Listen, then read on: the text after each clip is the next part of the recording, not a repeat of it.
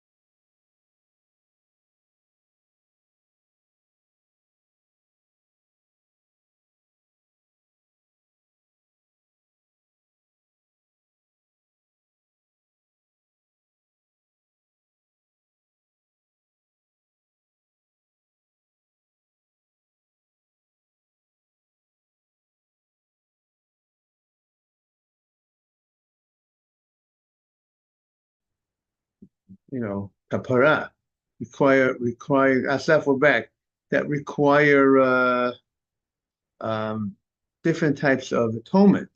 So intentional sins has certain level of punishment, right? A intentional sin needs atonement much more than an unintentional sin. Unintentional sin is still a sin.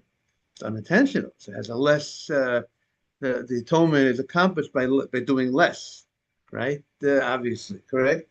So it's all different types. So here, Shabbat, being that Shabbat is one of the most strictest laws in the country, right? Shabbat, the violation of Shabbat. So the unintentional violation of Shabbat carries with it a uh, a korban chatat. That means if he did one of them 39 malachot, 39 chief categories of malach on Shabbat, they would have to go ahead and bring a sin offering. They would have to bring a sin offering to atone for that unintentional violation of Shabbat. Now, there's two main categories of unintentional sins on Shabbat. One is I did not know I wasn't allowed to do that on Shabbat. I keep Shabbat. I'm a man that keeps, or a woman that's interested in keeping Shabbat, but I didn't know that law. I didn't know I can't make tea, put on a kettle of tea, of water on a hot fire on Shabbat. I just wanted to have a hot water. I just wanted to have a tea. I didn't know I can't take tea leaves and cook the tea leaves on Shabbat. He put the tea leaves into the pot of water, hot pot of water that was on the fire. That's a violation of Shabbat. He cooked the tea leaves. I didn't know. So if a person didn't know, he has to bring a sin offering. It's not. We don't believe that not knowing is a okay. People say it's better not to know. We don't believe that. We're the people of the book. We need to know. We need to learn. But then there's a case of a chatat, a sin offering that's brought for a person who forgot it was Shabbat.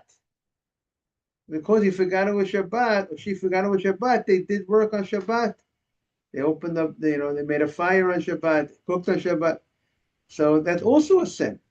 How do you forget that was Shabbat? You're not supposed to, you have to remember, the Torah says, remember the Shabbat. You have to remember the Shabbat. And if you're forgetting the Shabbat, and as a result of that, doing work on Shabbat, there needs to be a penalty called bringing the sin offering, and because of that.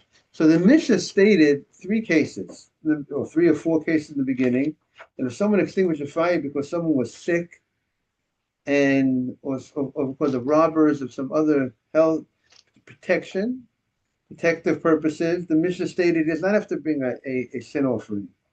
And then the Mishnah stated that, but if he does it for some other reasons, he went ahead and he went ahead and extinguished the fire because he wanted to save on the fire, save on the wick. So there we had a dispute in the Gemara whether would he have to bring a korban chatat, would he have to bring a sin offering, or wouldn't have to bring a sin offering. That was the machlokas. So now the Gemara is analyzing it. Now with that backdrop, now on 30-38. Midiktani Seifa. The fact that the Sefer says chayav. Good morning, Mr. Haber. Okay, Mr. Haber is back and better than ever. And he looks. Ben says Mr. Haber looks good also. You want to take Ben? Yes, Ben's attitude is great. Midiktani Sefer. The Sefer states, Mr. Haber, are you on the chair good enough? I am. Maybe we should move a little back because I don't want you to fall off. Okay, I work for the Safety Commission, Mr. Haber. You know that, you know. So the Sefer says the following: Chayav. The Sefer says the first opinion in the Sefer, Mr. Haber, is if a person, one of the third nine malachot of Shabbat, not allowed to extinguish a fire, not allowed to make a fire on Shabbat, correct? You can't extinguish a fire on Shabbat, correct, Mr. Haber? A guy who had a barbecue on before Shabbat, right? So if he extinguishes the barbecue on Shabbat, so why did he extinguish the barbecue? Because he did it because he doesn't want to smoke. He doesn't want to smoke with the barbecue. Would he be in violation of Shabbat because he extinguished the barbecue, or not? So we have one opinion says that should be that should be, or he wanted to save the coals for next barbecue. He took out the coals now, and then he poured out the fire, and he wants to save. So there's an argument in the Mishnah whether that will be a biblical violation of Shabbat or not. And we explained yesterday what's the issue. The issue is when you are extinguishing the coals, you're not doing it for some constructive purpose that you need the extinguishing of the coals for some purpose. You're doing the extinguishing the coals because you don't want the smoke, or you want to save the coals, right? So that's a question whether you'll be violation of Shabbat or not violation of Shabbat. But the Tony Sefer, but the Sefer of the Mishnah stated, if you take out a fire because you wanted to save on the oil, chayav. The Mishnah stated that you are obligated, you're in violation of Shabbat. Shema mina Rabbi Yehuda. That indicates that the author of the Mishnah is Rabbi Yehuda. Now, Rabbi Yehuda's opinion is the malacha she'einat tzricha legufa, an act that you don't need for itself. You don't need that act for itself, but you need it for some other reason, but you're still doing the act, like extinguishing the fire. You don't need the extinguishing of the fire. That's not helping you in any way in creating something. It's not being creative by extinguishing the fire. But it's doing a purpose because now you're saving on the oil. So that's the opinion of Yehuda. So Reisha b'maya sikna, if that's the case, so what's the case of the Reisha? Because the Reisha says you extinguished the fire because it was someone who was very sick and touch and go, and what's the case of the Reisha when you extinguish the fire when someone was sick? How sick was the person? How vital was the lights out for his health? If the person was sick, that he was in danger of his life. So then why are you telling me patur? He's exempt from the chatat. Exempt means you did something wrong, but you're not a rabbinic violation, but not a Torah violation. If the person was in danger of his life, then it's actually mutar. Then it's actually permitted for you to go ahead and extinguish the fire to save the person's life. If the person who's sick is not in danger of his life, so chayiv chatani boile. So if a guy is sick, but his life is not in danger, he just, you know what, he's under the weather, he has a cold, he's tired, and now, but he's not in danger of life, and now the light bothers him. You have no right to take out the fire to just to make the person more comfortable when it's not a danger of life. So then chayav boile. Then if the person who did it, it should say in the Mishnah, chayav chatami boile. He's obligated a chatat. So why does the Reisha, the first part of the Mishnah, say that if he was if he spared the oil because someone's sick, he's exempt. He should be obligated if the person life is not in danger. So the Gemara says, what's the case? Mr. Haber always talks case, law, and reason. What's the case of the Mishnah? Whichever way, whichever side of the coin, the Mishnah doesn't seem to be, doesn't fit with the language of the Mishnah. That's the Gemara's question. Adam, am I clear or not so clear? So the Asaf, that's the Gemara's question. So the Gemara answers, L'olam b'chol sheyesh b'sakana. Really, we're talking about someone who's sick, whose life is in danger. And therefore, you have to take off the lights. Why? Because you have to say that'll help his medical condition. And if he wouldn't have the lights out, if he doesn't go to sleep and rest, he could pass away. But b'dinu the listening reisha patur. The reisha should have said b'dinu. Sorry, the seifa. The first part of the Mishnah, which is the reisha, should have said but mutar. It should have said it's permitted, right? Mr. Haber, you need something? No. It should have said mutar. It should have said that it's mutar. It should have said that you're allowed to go ahead and take out the fire. It shouldn't have said patur. Patur means you're doing something wrong, but not in the violation of Shabbat. It should have said mutar. It should have said you're allowed to go ahead and take you're allowed to go ahead and take out the fire. But I did the boy lemisli sefer. But since the sefer says chayav, since the sefer is going to say chayav, the sefer is going to say he's in violation. So tani nami reisha patur. Adam, you want to go, Mr. Haber? Mr. Haber, the steps are not safe. The elevator's over here. Here? Okay, I'm going to move this. You want to go downstairs? Okay.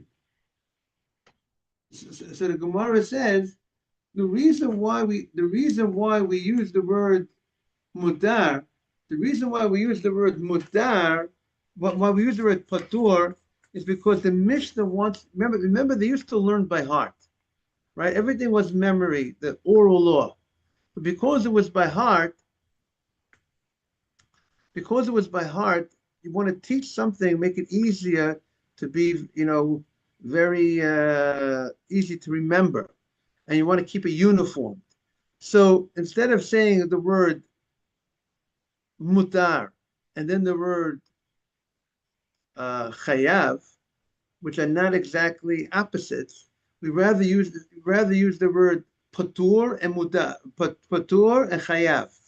Patur means exempt, chayav means obligated. So that is the but chayav means you're obligated to korban chatat, you're obligated to sin offering. Patur means you're exempt from a sin offering. Mutar is not the opposite of obligated. Mutar means it's permitted to be done, which is not the opposite of obligation, because not necessarily that something is, if you're not obligated, doesn't mean it's permitted to be done. You might not be in Torah violation, but you still might not be able to do it. So that's what the Gemara says. We wanted to keep it uniform. Chayav, obligated. Patur, not obligated. That's why you use the word patur. But really, it's not patur, you're exempt, but you're not allowed to do it rabbinically. It's not exempt. You're not exempt. Rather you are allowed to do it. So then the Gemara says, okay, I have a question. Vatani Raboshia. Raboshia says, it says, if you took out a fire because a sick person was sleeping, you want to take out a fire because if someone's sleeping and the person is sick, you want to take out the fire, lo yirbeh. It says you should not take out the fire. Vim kava, and if you do take out the fire when the person was sleeping, patur aval asur, you did a rabbinic violation, not a Torah violation. You do not need to bring in order to bring a sin offering, it has to be a Torah violation. But you just told me that the case of The sick person in the Mishnah was a case when his life was in danger. And you told me when his life is in danger, you're allowed to take out the fire. You're allowed to. Not that it's forbidden. But here we have a brighter from Raboshia that there was a person that was. It says that the person was sick. You took out the fire. It says you're not allowed to. But why should you be allowed to if you establish that the case of a sick person is a person who is life's in danger and it needs the light out? If that's the case, so you should be allowed to take out the fire. So the Gemara answers it's a different case. The Mishnah and the case of Rav Osha and the Bright are talking about different cases. The Mishnah is talking about a case, the guy's life was in danger. The guy's life in danger and having the light on was a danger to the guy's life. It's touch and go. Therefore, you're allowed to take out the fire. Rav Oshi's Bright is talking about the cholah, the sick person was not life in danger. His life wasn't in danger. So then the Gemara's question is, if his life is not in danger, so why is it that it is not a Torah violation? Excuse me, if his life is not in danger, so you have no right to violate the Shabbat. So it should be a Torah violation by taking out the fire. So the Gemara says, the Gemara says Rav Oshi's Braita is going like with Rav Shimon. And what does Rav Shimon hold?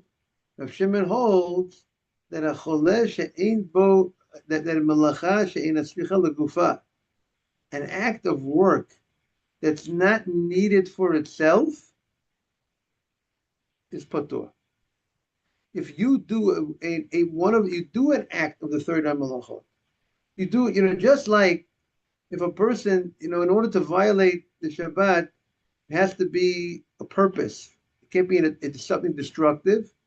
Not only does he hold it has to be it can't be destructive, it has to be constructive. As we saw yesterday, remember, it has to be some sort of design, some sort of, you needed the act, and you needed the act. What's the case? We said the case of making a coal or making a wick easy to light. So I need to light the wick. I need to extinguish the wick in order to improve. The extinguishing is going to make it a better wick. Or the extinguishing of the coal, of the wood, is going to make it into a coal. I need the extinguishing. The extinguishing is making it into a coal. I need the work itself. That would be a case of Torah violation. But when you go ahead and you take out the fire because you just didn't want the sick person to have the fire, the sick person's life wasn't in danger. It's true his life wasn't in danger. And because his life is not in danger, you're not allowed to do a Torah. Good morning, Sammy. Morning, you too. You're not allowed to go ahead and violate the Shabbat. But even though you're not allowed to violate the Shabbat, if you you have a right to do a malacha. But here, if you went ahead and you did this malacha of extinguishing the fire, you also still didn't do a Torah violation according to Rabbi Shimon. Why, Adam, right? Why, Asaf, it's not a Torah, Mr. Haber, it's not a Torah violation? Because the extinguishing of the fire did not create anything, did not do anything. It wasn't needed. You didn't need extinguishing the fire for itself. You needed extinguishing the fire for some ulterior motives, so the sick person shouldn't be affected by it. But if the sick person would not have been affected by it, you would not have had any purpose of extinguishing the fire. It's not doing anything. And therefore, according to Rabbi Shimon, there's no Torah violation. There's no Torah violation. That's why Rabbi Oshia says in the Bright that Patur, he's exempt from the Korban Chatat, he's exempt from the sin offering. So we see also, interesting from the Gemara here, that even for the sick person who's not in danger of life, even though according to Rabbi Shimon, it's a rabbinic violation taking out the fire, they did not allow the taking out the fire, even though it's a rabbinic violation in this situation, for the sick person whose life is not in danger. So there are certain rabbinic laws that apply we don't just say that because it's rabbinic, you could go ahead and do it. It has, even the rabbinic law needs to be protected, even for the sick person, even though this person is sick. Again, his life is not in danger. Have a great day, everybody. All the best.